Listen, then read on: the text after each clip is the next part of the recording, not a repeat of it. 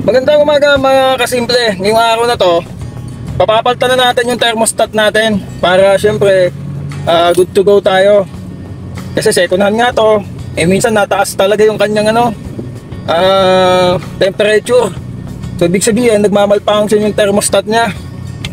So chinetik naman natin, hindi naman tayo nauubusan ng coolant. Ang problema, hindi na nauubos ha. Ang problema natin ngayon, yun nga, nataas yung temperature niya. Nung kaninang madaling araw, muntik na tayong tumirik. Ang ginawa natin, tinabi na natin. Pagbukas ko ng makina, nakita ko kumukulo talaga yung kaya kung itutuloy-tuloy natin palagi yun, babaliwalain natin, ay baka tumirik talaga tayo. So nagtanong na rin tayo sa tropang mekaniko na yun nga daw ang posibleng problema. Kaya para sa sigurado, papalit na tayong thermostat. Yan lang naman yan, mga manifold, radiator, wala naman tayong problema sa radiator. Okay, wala naman tagas. So may nakausap na tayo, taga Bukalto. Tingnan natin kung maayos talagang gumawa si tropa. Ni-refer lang siya sa atin, kaibigan si Paring Embong. Yung nga palang si Paring Embong, meron niyang paint shop. No, mga specialty nila actually na features na to sa TV dati. Nilimutan ko na nga lang pangalan ng kanilang shop. So magaling talaga sila lalo na sa airbrush. Yan. Gusto nyo ng art, lagyan nyo ng art yung kotse nyo. Gusto nyo magpalagay ng art doon. Brush yung airbrush ba yun? Ang gamit nila, ang galing talaga nila. Kaya sila nakilala. Custom kasi sila. Nagpo-customize ng gusto nyo. Gusto nyo palagay yung mukha ninyo sa hood ninyo, pwede. Okay, kung yung concept nyo ay Hello Kitty, pwede nilang gawin yan. Okay, kasi mga tattoo artist kasi yung mga tropa natin, yun yung mga niya, mga manggagawa niya, talaga namang baliwala kapag in-apply nila dun sa kotse mo. Panalong panalo. Buhay na buhay. Okay. So mabalik nga tayo. Kasi papunta tayo ng Lubo. Gawa ng yung pangalawang shoot ng music video ng banda nating Nintendo. Doon sa Lubo, Batangas, sa beach natin gagawin yung pangalawang shoot. So kailangan condition na condition to dahil malayo-layo ang Batangas. Hindi pwedeng itong si Poti tumirik tayo doon, patay tayo. Hindi pwede magkaroon ng aberya. So ngayon pa lang ipapaayos na natin siya. So bibili muna tayo ng kulang doon sa binibilan natin at magtatanong na rin akong thermostat para mas mura doon. Para diretso na, papakabit na lang natin. Hindi na tayong pabili sa kanya, hindi na, ganun na lang gagawin natin.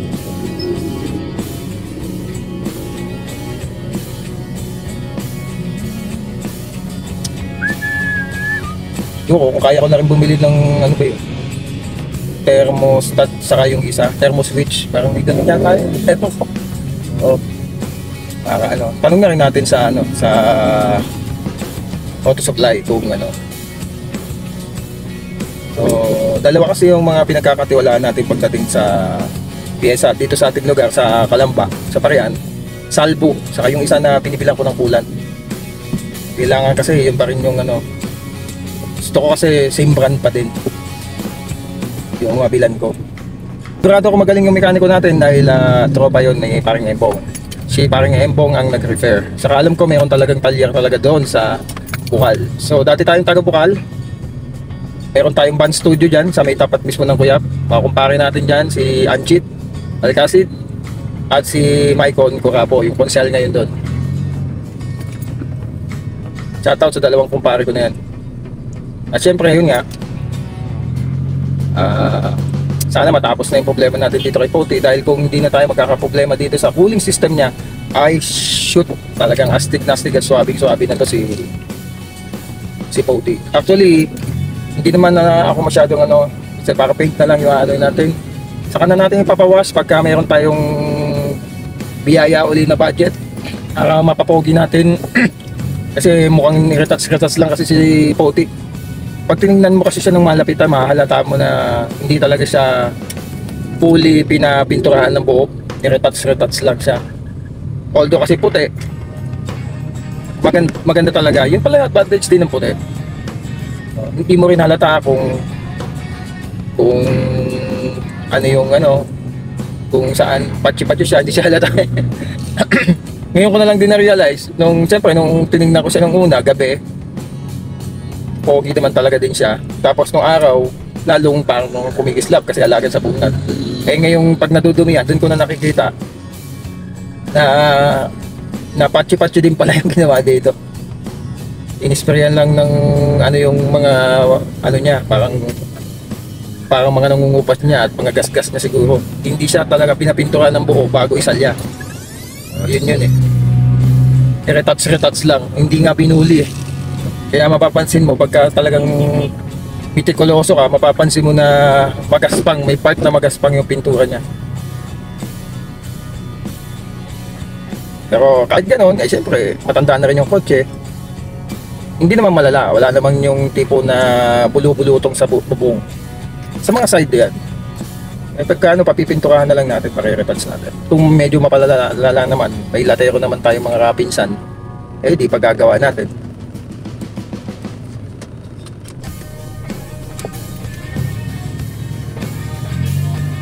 Actually talaga ang taas ng ano niya, ng temperature niya. Tapos nung in-stop natin siya, talagang nakita ko, nakakulo talaga. Kung itinuloy-tuloy natin, siya, sigurado. Nasiraan tayo ng makina. Pag ganun kasi, papahinga mo lang eh. Pahinga mo lang talaga siya. Basta nakakaproblema yung ano nyo, yung temperature nyo, huwag nyong pepersahin. Kailangan nyo talaga itabihin sa sakyan nyo. At para palamigin mo na yung mga isang oras.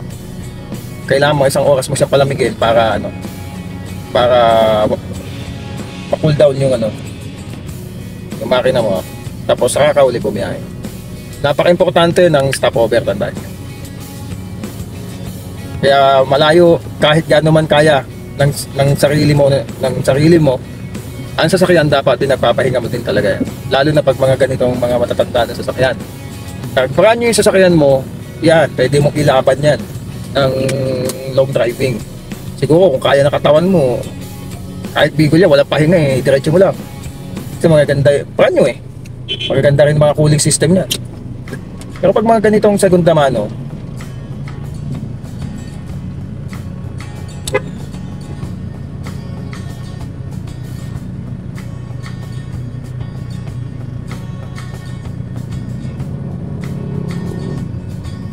nagbibigay tayo sa daan, hindi naman tayo madamo. Kasi pag di natin pinagbigyan, pag sumingit yan, di lalong magiging traffic, mabubulan ng traffic. Pagbigyan mo na lang, di ba? Kailangan din sa kalye, hindi tayo mainitan ng ulo. Kadalasan ng cost ng aminin natin, ng traffic, yung mga supilit, sumisingit, gaya ng mga paisantabi sa mga tricycle driver, di naman natin nilalahat. Lalo na pag malapit ka sa toda, kala mo kanila yung kalye na yun. Talaga namang traffic na, sasalubungin pa nila, sunod-sunod pa sila. Yung ikaw na yung mag-a-adjust. Sasalubungin pa talaga nila yung yung kalye, kaya yun, lalong nata-traffic. Talaga. Nga pala, di ba, nasabi ko sa mga naunang vlog ko na ang lahi namin ay mekaniko. Totoo yun, may talyar kami. Eh, kasalanan ko kasi, bumili ako ng sasakyan eh. Alam mo yung mahirap yung yung kagaya ng dinanas ko ng madaling araw. Hindi pala madaling araw yun eh. Inabot na madaling araw. So, sobrang init na ng makina ko. Stop over muna ako doon sa may tapat ng I-Mall sa Kanlubang. Doon ko naisip, wala akong malapitan na tropa talaga na posibleng lalo na kamag-anak. Alam mo na hindi ka naman talaga pupuntahan ng mga yan. Alam mo, yun eh. Ang hirap din talaga, kaya dapat meron ka rin talagang ibali na yung kasi minsan pagka mag-anak, pwede ka naman kasi tanggihan ng mga yan eh. Pag ka na lang, hanap ka na lang ng mekaniko na hindi mo ka mag-anak, yun talaga magtatrabaho kasi bayad mo sila. Kasi minsan kasi kahit na may pambayad ka naman talaga sa abalang bibigay mo sa kanila, eh hindi ka rin naman kasi nila masisingil ng gusto nila. Yun din yung dahilan kung bakit minsan napapanggihan tayo. Yung iba naman naiinis, may pagkakataong ganon.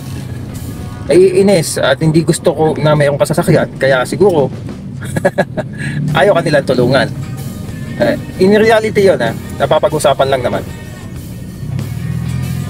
Kaya dapat pagka may magsasakyan ka ng mga ganito, wala kang pambili ng brand new, Kailangan mga boss, payo lang, kailangan talaga malalim-lalim ang bulsa mo. Okay, kasi kung wala kang pambabayad, kahit kamag-anak mo pa yan, mahuhuyo ka. Okay. Saka kahit gusto ka nilang tulungan, hindi ka nila ipapriority. Ganun talaga yun. Huwag kang magagalit sa kanila. Hindi tayo pwede magalit sa kanila. Ganun talaga yun. Kahit na minsan ako, kagaya ko, ako pag may lumapit talaga sa tao sa akin, basta approve din talaga ng misis ko, talaga gumagawa ko ng paraan. Huwag lang siya mapahiya. Hindi kasi ako, yung tipo ng tao na namamaya, yung parang tumatanggi. Kasi mahirap kapag humihingi sa'yo ng pabor eh. Tapos tinanggihan mo. Minsan, makakarinig ka talaga ng hindi magandang salita. Ganun talaga. Kaya again, kapag bibili kayo ng mga ganitong second hand na sasakyan, dapat meron kang pangbili o pambayad para sa mga times na magkaka-apirya ka. Walang tatanggi sa'yo kapag ka ikaw ay may pambayad. Kahit iba na lang tao. Okay? Madali. Madaling kausap kasi mekaniko, trabaho nila yun. Kamag-anak mo, wala. Hindi ka nilang tanggihan. Pagkakaiba lang, pagka mag-anak mo, hindi ka nila mapipresyohan ng kikita talaga sila. Kaya hindi ka rin talaga nila mapapriority. Eh, pagka may budget ka, ang mga mekaniko, basta sinabi nila yung presyo at kaya mo, wala ka ng problema. Pupunta ka kanila. Magbibigay sila ng service. At may pagkakataon naman na pag matagal-tagal ka na, makaka-discount ka din. Yun na yun. So, kailangan mo talaga parang tao, magkaroon ka ng trusted na doktor ng iyong auto. So, sana magkaroon tayo ng trusted na doktor na siya na lang yung gagawa nito. So, malapit na tayo, bibili tayo ng kulan. Saan ba ako bumibili? Diyan dito kay boss. Ito yung itsura.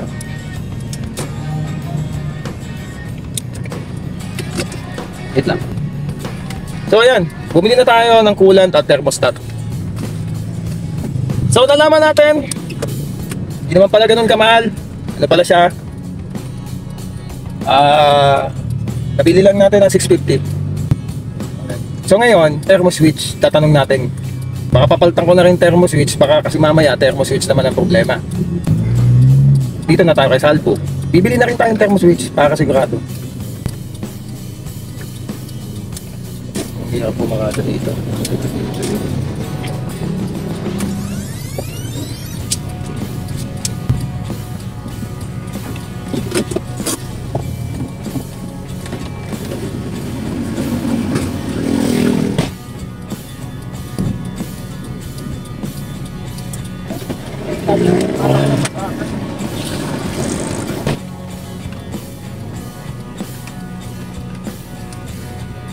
Ay, so yan, bumili na rin tayo ng thermo switch.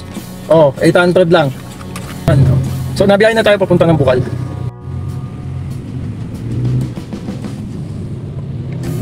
Ngayon, ayan, kita nyo naman, kanina pa tayo natakbo, hindi naman okay naman yung temperature niya. Talagang minsan talaga hindi na talaga nagana yung thermostat na ito. Kaya biglang nataas. Nangyari kagabi eh. Biro mo, kanlubang lang kami, pagdaan namin ng Series 3. Biglang tumaas yung thermostat, yung temperature nito. Hindi ako natakbo ng expressway, biglang tumaas. Ganito lang takbo ko, mabagal lang, ganyan lang. Takbo nga na lang. 20, 40 kasi traffic. Biglang tumaas yung ko. O di ba? Ibig sabihin nagmamalfunction, tapos hindi na siya bumaba talaga. Ganun yung nangyayari. Mga 20 minuto narating na rin natin ang AP Auto Works dito sa Bukal. So nagulat ako, puro Civic pala talagang ginagawa dito, marami kagaya nito, hatchback na Civic, no? Ayan, ang ganda pogi. So pinasimulan na rin natin, no? So dinrain na rin nila, inalis na rin nila. Ito nagulat tayo, wala palang thermostat sa loob. Ay nako. At ayan, binaklas na rin nila yung takip ng head. Ayan, walang thermostat, kitang-kita. Oh no! So ang sabi, finding ni Sir Anton ay kaya daw tinanggal ang thermostat dahil malamang sira daw ang water pump. So agad-agad binaklas na rin ang water pump. So nga pala ang magaling dito mga bata, anak mismo nitong babae. Itong babaeng to ay anak ni Mr. Anton, ni Boss Anton. At yung mga dalawang kabataan din dyan na lalaki, ay sila yung mga isa din sa mga mekaniko. Wow. No, so mahuhusay yung mga bata gumalaw. So ito yung water pump. So pinalta na din. Ayan na, nagpapalit na tayo. No? Nakatuwa talaga silang magtrabaho. Masaya sila magtrabaho, nagkukulitan sila, pero professional silang magtrabaho. Ayan, no? Ay nako, nadismaya tayo, no? Akala ko magpapakabit lang tayo ng thermostat at thermoswitch, pero yung pala, gagastos tayo ng mas malaki. So mamaya si Sir Anton na ang humawak, kinabit na niya ang timing belt. Ayan, tina-timing pa niya. So yan, makikita nyo, ibinabalik na yung cover head niyan. So ito yan, dito tayo sa AP AutoWorks. No, ayan, ikinabit na rin ang thermostat at yun. Kita nyo naman doon, yun yung thermoswitch. At agad-agad din ay nag-refill na ng coolant. So magaling yung sistema nila ng pag-repair ng coolant dito si Boss, katulong na dyan si Sir Anton. Ibinirit niya ng mahaba, no, matagal na pagbirit, binabad niya talaga. So habang binababad niya, ito maganda. Hindi na talaga tumataas ang kanyang temperature. Hindi kamukha nung pag bumibirit ako, tumataas din ang temperature niya. Ayan, kita niyo yung temperature ni Poti. Yan. Tapos ito, maya-maya, ayan ang ginagawa ni Sir Anton. Hindi ko alam kung ano yung ginagawa ni Sir Anton dyan, ni Anthony. Pero yan, inaano niya yung sa time belt. Yung timing belt pinaltan din. Tapos umikot na daw yung auxiliary fan. Wow, ang galing. Oo. So, siyempre, pagka gusto nyo magpagawa, mga kasibik, no? Mga kasimple, dito na kayo. Kung kayo'y taga Laguna o Calamba, trusted. Yung hindi ka pipila, yung madali lang kausap. Ayan, punta, dalhin nyo lang dito sa Bukal. Bago to mag-barangay hall, madali lang silang makita. Ayan, pagkatapos nililinis nila mabuti yung sasakyan. Ayan, si Poti, pogi na uli, oh. Wow! Wow na wow! Yan, nakakatuwa talaga, no? So ayun, mga kasimple, ang galing ng mekanikong nakilala natin. So nirepair siya sa atin ni Paring Embong at barkada din siya ng barkada natin na si Morgan. So mahusay pagdating sa mga kotse, lalo na sa Civic, kasi talagang builder siya ng Civic. Galing ng ginawa, yung mga proseso at yun nga, nalaman natin na sira pala ang water pump nito at wala din po siyang thermostat. Okay, so ginawa natin, bumili tayo ng bagong thermostat, tapos thermoswitch, tapos yun, napagastos tayo kasi bumili din tayo ng bagong water pump. Siyempre kasama na doon yung coolant, kasama na din doon yung yung tawag dito, yung power steering fluid, kasi siyempre kasama tinanggal yun. Kasama na rin po yung timing belt. Ako, mapuputol na rin pala ang timing belt nito. So yun, ganun talaga, magastos talaga. Yung pala yung problema nito na itinatago. Sinasabi ng may-ari, hindi daw niya alam. Yun lang niya. So, ayun yung na-discover natin na behind that. Yun nga. So, lumastos tayo ng malaking pera ngayon. Pero para lang siyempre, maging maayos yung takbo ng ating Cipote. At hoping na okay na siya. At ang maganda nga, nalaman niya natin na delikado na rin yung timing belt natin. So, good as you. At yung kanyang coolant system, ang ganda talaga. Binirit talaga, boss. Nakita niyo naman, binirit. Tapos hindi mo lang tumaas yung kanyang, kanyang temperature. So, tama nga si boss na dapat hindi talaga tataas ang temperature nito pag nagpapalit ako ng cambio, ganun.